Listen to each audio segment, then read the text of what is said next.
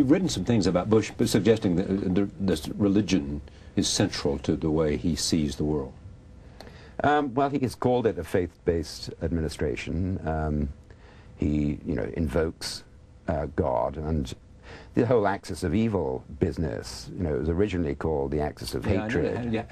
I saw the way you had sort of traced the earlier drafts to that, how it went from ending up with axis of evil. Because Bush wanted it to be more theological. Now, why in a world, trembling with faith and fear, you should want things to be more theological rather than less? September the 11th has been a great blow, as it were, for secularism. It's shown us, has it not, that it is time to discard that along with all other ideologies. And this is the most primitive one of all. And it's very strange to think that Saddam, although he, for instance, has a Quran in a public place written in his own blood, he had several transfusions over several years, and there it is. But that's merely a sop to the mullahs, and in fact he is a secularist, and the Ba'ath regime has always been secular. So in a very odd sense, Saddam is psychologically, a little bit more sophisticated than Bush, who is a passionate believer. I came across a great bit of Conrad the other day, one of the most passionate bits of secularist rhetoric I've ever seen, where he says it's religion that that vulgarizes and distorts our most intimate relations with the living and the dead. It's time, I think, that the secularists seize the high ground and should no longer feel that they are somehow less spiritual than the religious folks. I think that's just a category error, and it's more spiritual and it's more demanding to have a realistic idea of what death is and what life is than it is to have this. It's more spiritual to have that. Yeah, it's more grown up and more spiritual. Yeah, to accept what death is and what life is without these ancient distortions and palliatives of religion. You also said that the death of your sister affected the writing in Cope the Dead. Yeah. Right? Yes. Cope the Dread.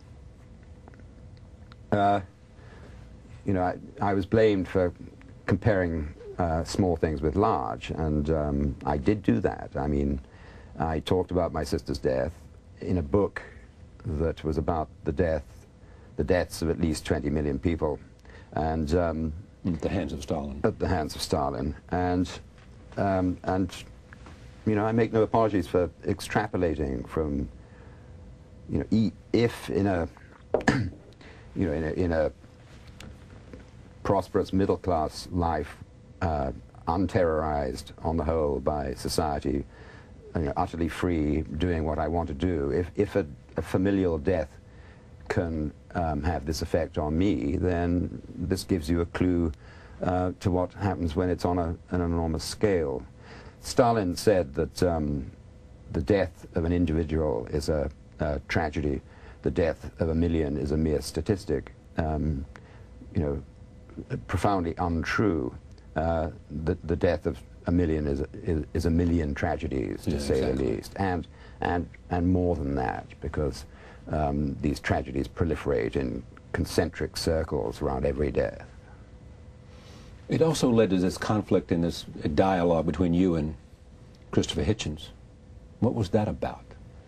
Well, that was about boys being boys. No, it was about just as my father was a communist until 1956, when he was in his mid-30s, and Christopher Hitchens was a trot, perhaps a little longer than he ought to have been. But you start these arguments when you are boys, perhaps when you're young men, right?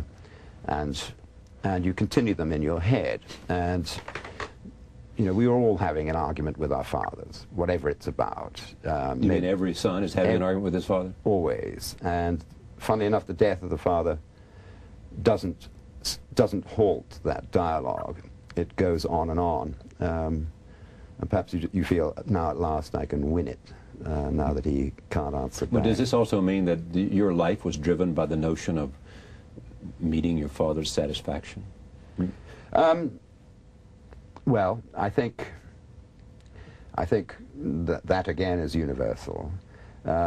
Most children of writers who are writers themselves tend to write one novel or one book of stories and then shut up shop, because the rivalrous feeling with the father or the mother, the writer, mother or father, has been satisfied by that.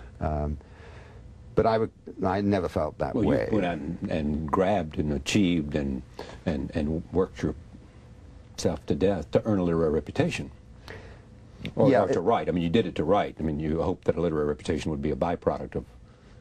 It was more that I felt I was in it for the long haul, yeah, and, exactly. and I wasn't really doing it to have an effect on him. Right. It was for myself. But it doesn't mean that... But would you always feel like he was over your shoulder there, judging?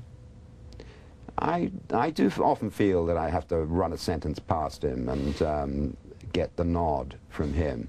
But I think, you know, in comparison to other sons of writers, that I clearly... that wasn't it, you know, that it was a recognition in myself that I was there for the long haul. But does that, I mean, is that in fact a tribute to him? To his example, yeah, the idea that you are there for the long haul, that you know, you looked at his life and it was one that had meaning to you. Yeah, and his work ethic and his you know, modestly stated ambition, which was to find a little niche or niche in literature and occupy it, to be, as he put it, some good. That was enough for him. And you? Same. I mean, of course, another part of your brain is jabbering at you that you want to be the Dickens of your era.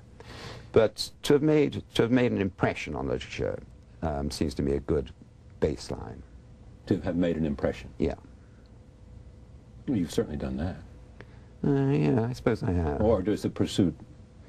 Well, it's the pursuit that is the thing, like the pursuit of happiness. You know, you can't realize it by pursuing happiness. You have to pursue something else.